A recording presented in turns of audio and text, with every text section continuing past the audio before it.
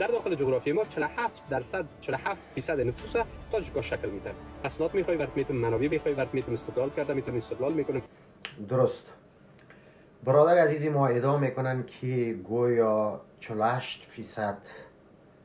نفوس افغانستان برادرای تاجیک ما هستند. فرض میکنیم درست میگه. یک 20% خو هزارام است. این شد 67%. یک 10% ازبک میگه. 78%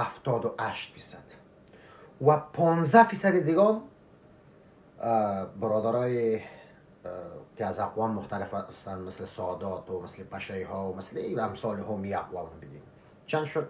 تقریبا 96-97% شد فکر کنم. بله، میماند 4% پشتون. در این 4% 1-2% شما وارد بیرون شدن، جمهوریت طلبا بودن و بالاخره گریختیم آمدیم. میماند 2%.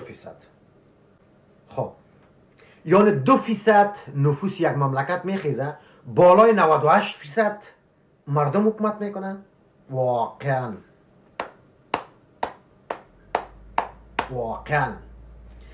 دو گپ است اینجا. یا این 98% دستایشان در مخرجشان داخل شده، یا فلج هستند، یا بیهوش هستند، یا هم کدام تابلت خوردن ضعف هستند، تحرک ندارن، زنده نیستن. چون اگر زنده باشن 2% چطور امکان داره بالای 98% مردم حکومت بکنن؟ میگه تعصب چشم کور، گوش کر و عقل منجمد میسازه. از این برادر موقع عقلش منجمد بود، کار نمیداد از اول و گوشای شمکر است و چشمای شمکور است، فقط تیز گپ میزنه ولی معلوم نیست که از دهن خود چی را پاک میکنه. احساس میکنم که امو کارت انشورنس یا کارت بیمه صحی از این تاریخش خلاص شده، ختم شده، اکسپایر شده. این آدم باید 100% اپدیت بکنه بیمه صحی خود و پیش دکتر روانی خود بره و جدی خود معاینه بکنه. به خدا قسم است برش نقص میکنه.